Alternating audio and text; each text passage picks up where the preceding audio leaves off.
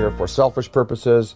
Maybe these abductions, even though they're done in a objective but biological way, like we dissect frogs, maybe they're doing it just for fun and for sport. I mean, I don't know. I think probably that that the fear could be justified in some senses. Anne Druffel has written this book about how to prevent being abducted. And we really think, even if benevolent species coming to this planet and taking a man and a woman and taking ova out of a woman and sperm out of a man, that's tremendously invasive and very traumatic for the human beings.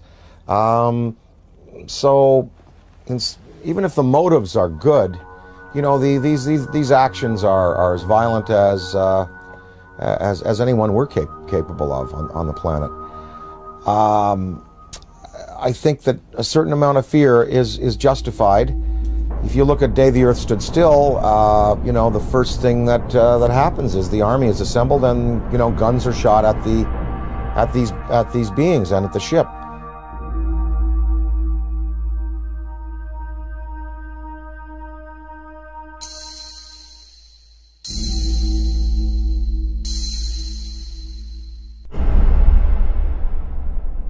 I addressed the question to Dick Cheney because I say the most important question to put to any high-ranking official is not what do you think about UFOs or have you seen one. The most important question is, have you ever been briefed on the subject? Did someone walk in your office and tell you what's going on? Because if someone walks into the president's office or some high-ranking official and briefs him on the subject of UFOs, it is for real. It's not imaginary, as the government has been saying for 60 years. So I asked Mr. Cheney, this is 3 months after he became the vice president, I asked him on the air, and this is still on Diane Ream's archives, Mr. Cheney, in all your jobs in government, have you ever been briefed on the subject of UFOs? And if so, when was it and what were you told? And Mr. Cheney said, if I had been briefed on that subject, it probably would have been classified and I wouldn't be talking about it. January 22nd, 1997, I noticed 3 amber orbs now at a distance far west on the horizon. And I'm thinking, wait a minute, even though they're in a line formation, they were amber, they were in a formation, they were hovering for minutes. As I'm pointing like this, they reappear in the same spot. And I thought, I have to get a picture of this. And I ran upstairs, I grabbed my 35mm, get out onto the balcony. As I'm ready to shoot the 3 bottom orbs, suddenly 6 amber orbs in a row, totally equidistant from each other, massive span across, pop up. On March 13, 1997, over 10,000 Arizona residents witnessed the single most spectacular UFO sighting in the 20th century. Headlines surged the nation, and Arizona residents demanded answers from military and state officials. A mile-wide UFO was seen from as far north as Flagstaff, Arizona, and then the giant triangular UFO hovered above the great city of Phoenix, Arizona, where Dr. Lynn Ketai shot this amazing videotape.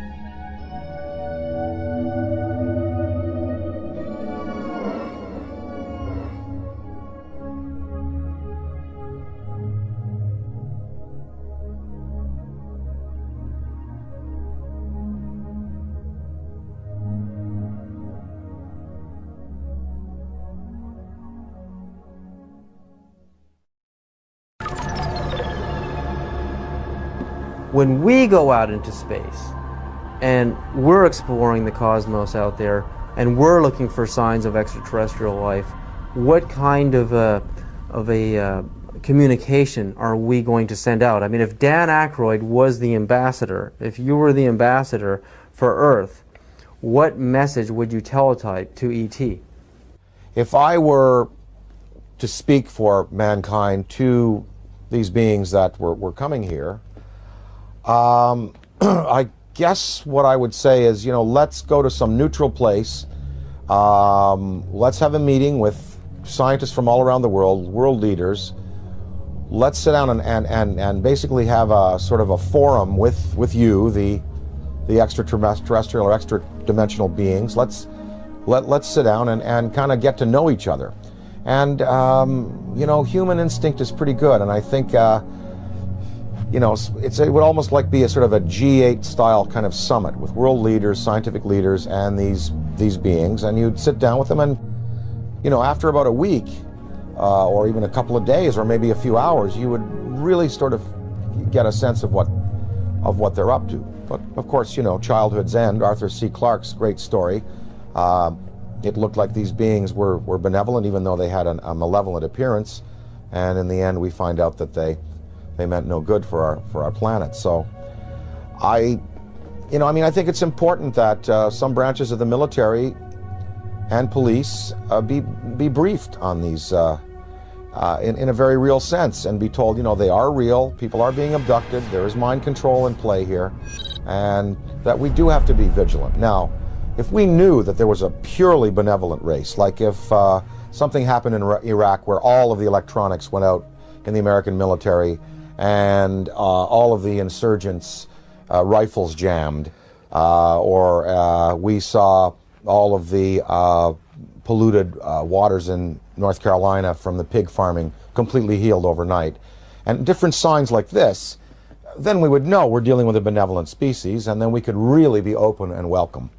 But then again, we would have to be cautious, because beings with that much power could give the impression that they're here to help when really they're not. So the verdict is out on all this. We just don't know which ones are benevolent, which ones are malevolent, and the degree to which they're going to continue interacting with our planet.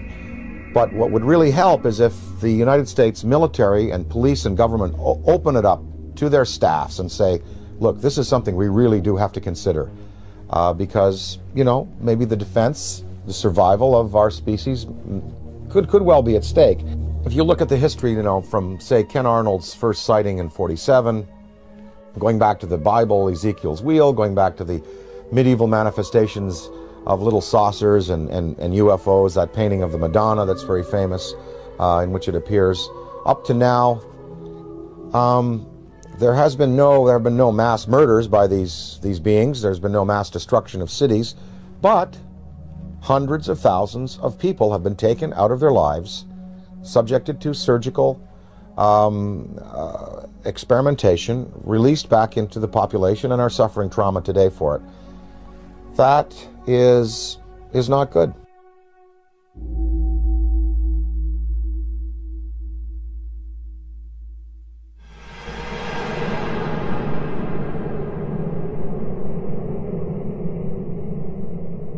The idea, I mean, like in the movie Close Encounters of the Third Kind, the meeting on the dark side of the moon in Devil's Tower, Wyoming, I mean, it seems like the logical thing to do. I mean, we have a communication, a teletype message, we have a place, a location, and a time, and we isolate it from the public until we know it's safe. I mean, we check each other out. I mean, this seems like the most logical thing to do, you know, even rather than meeting on the White House lawn. I mean, this is the way we would like it to happen.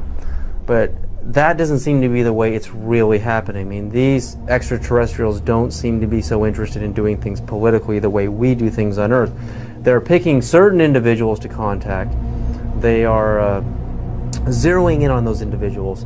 But now, I mean, there are so many sightings going on all over the planet. I mean, it's just amazing. I mean, Iran, Turkey, Mexico, Venice, California, Sonora, California, Texas, Death Valley.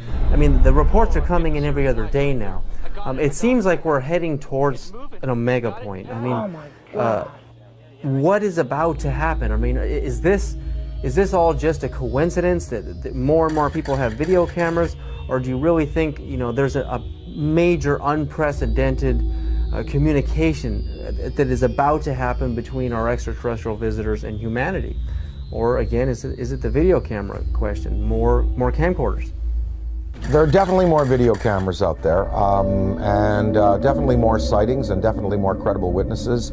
You know, the biggest thing in ufology in the 60s was Herb Shermer, the Nebraska Highway Patrolman, who was at the Ashland Oil tank farm out there in Nebraska, and he writes in his diary, you know, saw flying saucer, and then under hypnosis, turned out that he was taken aboard and informed of their intentions. Barney and Betty Hill.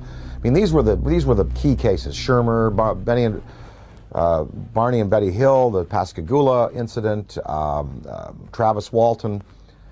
Now there are hundreds of cases like this. And I think that because it's in the consciousness, because we have, you know, a poll saying basically half of the world believes and half doesn't, we're reaching a point where, as Stephen Bassett talks about his time clock, it's like the nuclear time clock that we had in the 50s before we blew the world, you know, before we blew the world up. The theory that once the hands got to midnight, that's when all the nuclear weapons in the world would be discharged. Well, we've stopped that nuclear clock, thankfully. But as far as the UFO clock, he says we're 1 minute to midnight now, meaning that in a minute to midnight, something really, really spectacular is going to happen. Now, whether that's a mass appearance, whether that is, you know, come over to the Yankee Stadium during a game, I think possibly the next, maybe even in the next 5 years, we're going to have occasions like the one I experienced in upstate New York in the mid-'80s when I woke up in the middle of the night and I said to my wife, they're calling me, I want to go outside, they want me to come outside and see. He said, who? Something outside wants me to come out and say, oh, just go back to bed. I went back to bed, but in the next day in the media, in newspapers, in radio, all over upstate New York and Ontario and Quebec and Vermont, people spoke about this urge they had to go out of their houses at 3 in the morning and look up into the sky. And 12,000 people shared this urge. And they went out and it was a big, big news story. And of course the Air Force said that a Chinese rocket had exploded over New York State. And what people saw was a massive, miles-high pink spiral in the sky above the Great Lakes. In Hull, Quebec, Canada, a few years afterwards, there was a story of several hundred people, almost 1,000 people in this community, Gatineau, north of Hull, Quebec, Canada, in the Quebec province, sharing this urge to come outside and look up into the sky, and they also saw an apparition. So there are going to be more of these mass sightings. And, you know, the day that 1 million people in Idaho at a rock concert or something see it, that is when you're going to really get the conventional military and police sitting down to say, well, it's time to throw the Brookings Institution report out and lay it open to the people and let the people decide, you know, what must be done in conference with our state leaders. Abduct me! So perhaps you can tell us, you were at the head of the UFO project for 3 years and you've researched other cases since. What kind of abduction stories have you come across? There are some common themes that run through these sorts of things. I mean, at basic level, you get somebody who claims to have seen a UFO, and then they'll have a period of so-called missing time. They'll perhaps be on a journey in a car, and they'll get home, you know, an hour or two later than they should have done on, say, a regular journey, and they'll have no idea what happened in that missing period, other than perhaps a vague recollection of seeing a strange light in the sky.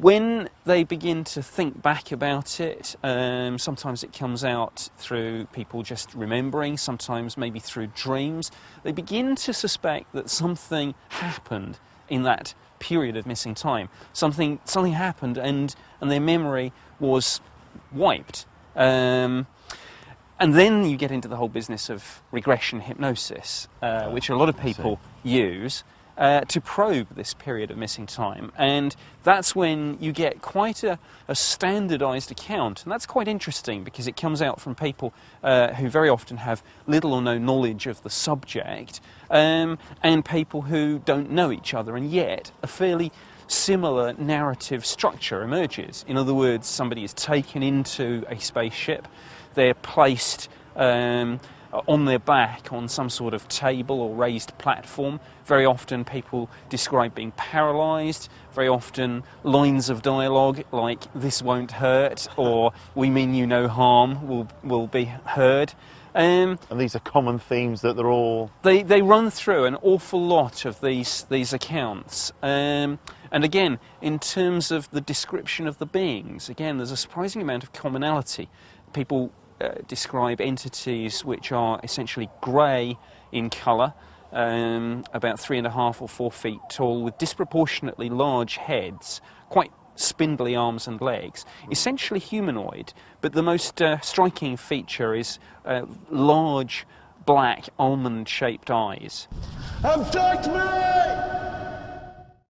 And Kepler has found 1,200 planet candidates so far. So there's roughly 2,000 candidate extrasolar planets. We're finding them everywhere. The universe is full of planets. So if it's full of planets, this opens up an interesting idea. Maybe alien abduction, after all, was correct. Because when Bruno and Epicurus said about countless worlds, frankly, they had no data to support that assertion at all. It was an interesting concept, it was an interesting hypothesis, but no data. Now, we've lots of data suggesting lots of worlds. So, back in the 60s in particular, alien abductions were very commonplace. And I just wish I was a bit older so I could have participated more readily in those alien abductions, but possibly for the same reasons that when I remember the first time I went with a couple of friends of mine lying on the beach in Marbella, and there were these very pretty girls come along with these vouchers for the nightclub, and they walked straight past us, I remember, and we were not happy on that, and we felt, why did you not abduct me? Bit of a stretch that, but you're going to get the idea.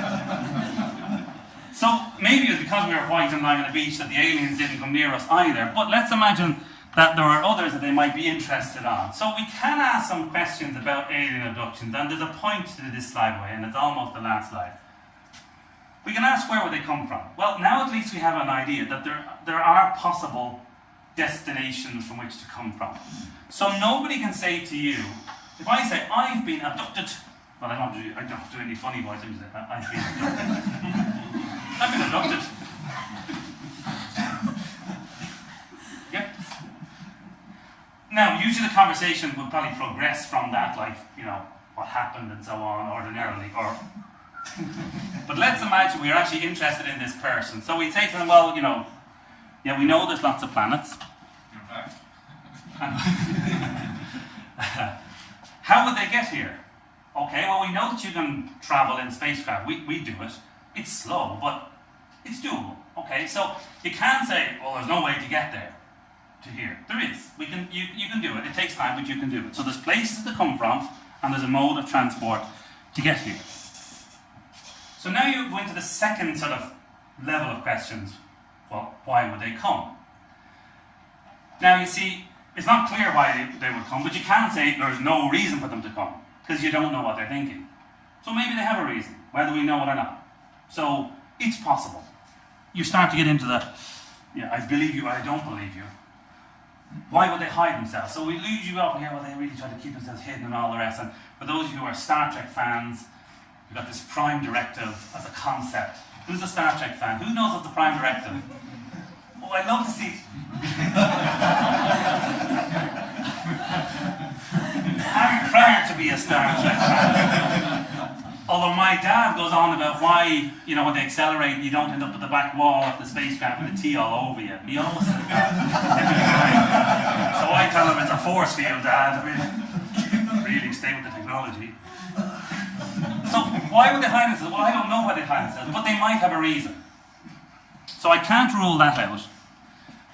And then why would they abduct you? It might seem silly. For example, if you do have the technology to come some distance, probably it lacks a certain amount of credibility that they bother to abduct you, that they need to do that. But maybe they do. Maybe they're really smart physicists and really stupid biologists. So, you know, they've come all this way, they found us, they thought, no idea what's going on, we'll take you in and have a look.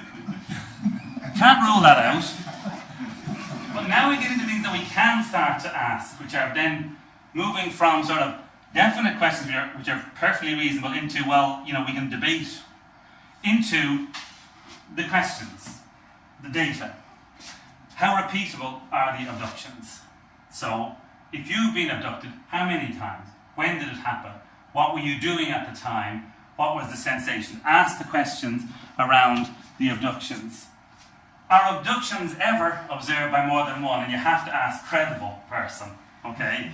So, two mates saying they were both abducted or whatever like that on many different occasions is one that's very much thrown into question. But you can ask a question like that, and then a really important one. If you've been abducted, is there anything novel about what's happened to you that would suggest something that's beyond what, something innovative? We keep on using these words, innovation, entrepreneurship, and all the rest. Well, my guess is if you come all the way from Alpha to Zingo up here, that you're probably either innovative or entrepreneurial in your approach. And there'll be something new you can tell to us that we haven't thought about.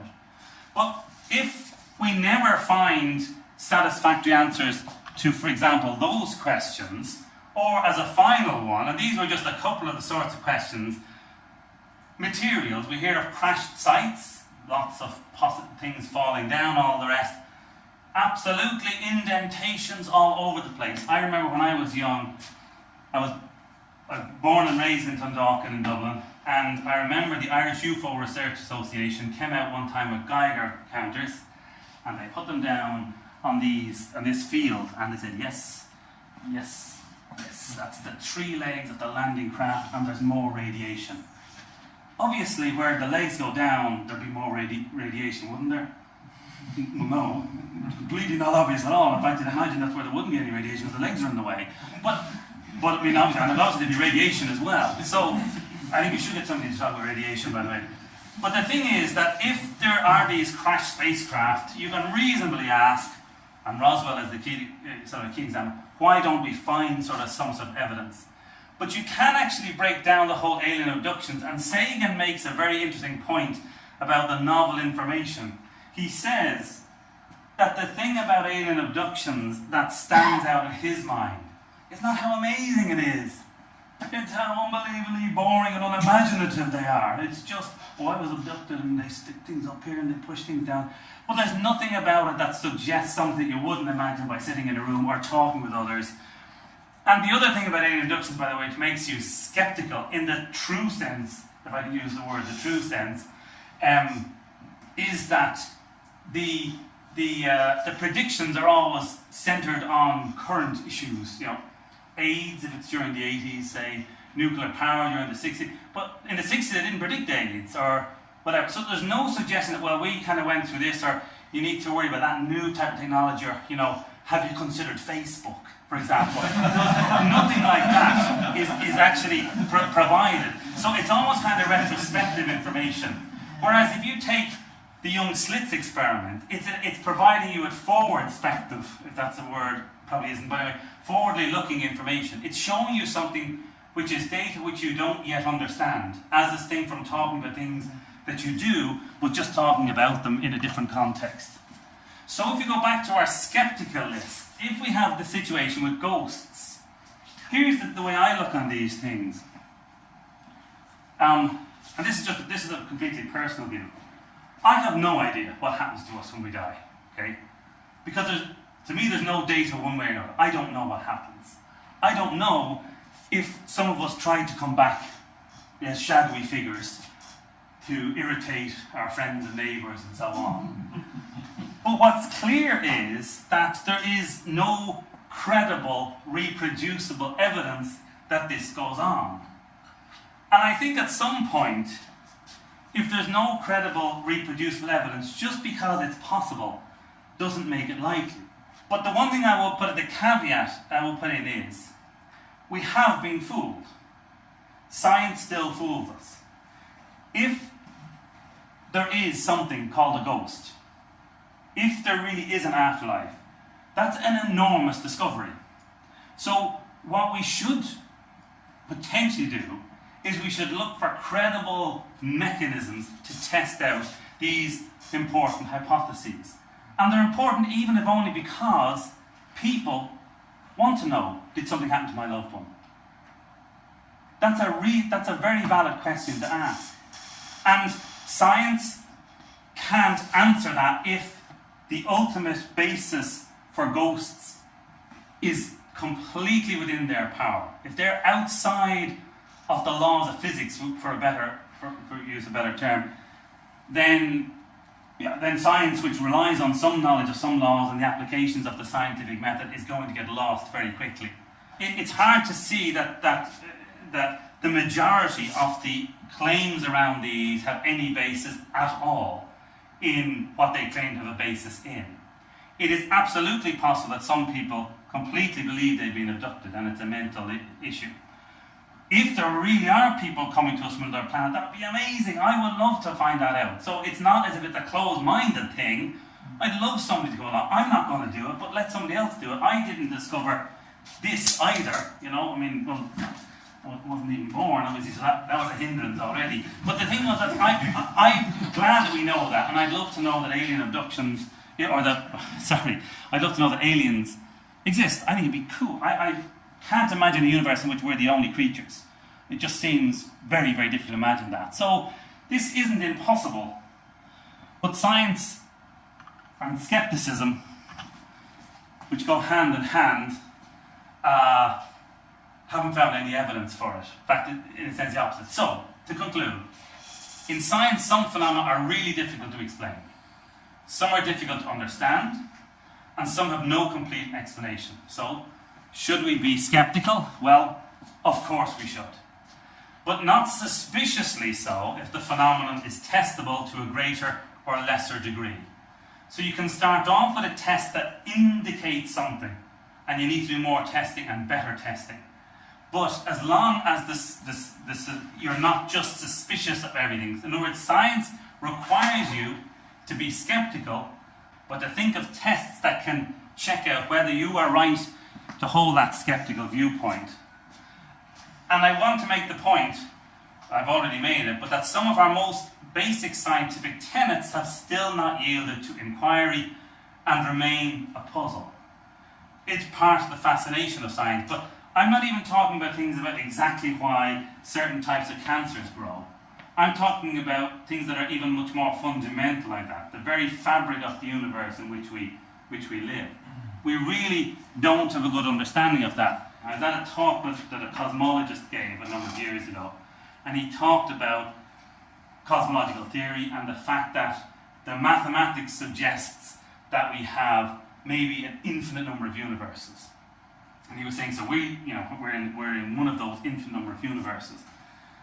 And he said he went home and he realized that if you have an infinite number of universes, then there's an infinite number of things going on an infinite number of times, all the time.